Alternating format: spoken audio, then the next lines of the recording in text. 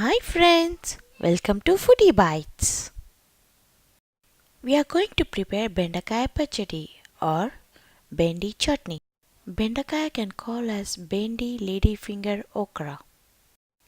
Heat oil in a pan. Add green chilies, jeera seeds and stir it.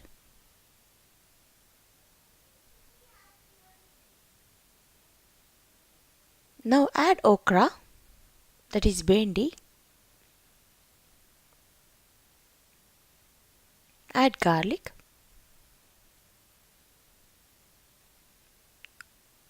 coriander leaves and let it fry till okra is in brown color. Transfer it to mixer and add salt and grind it coarsely. For talimpu tadka, in the same pan add oil, mustard seeds, jeera seeds, urad dal,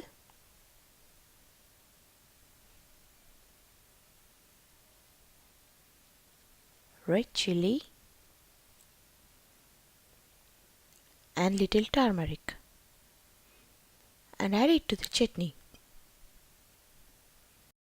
Bendi chutney is ready now. Serve bendi chutney with hot rice. It's very tasty and yummy.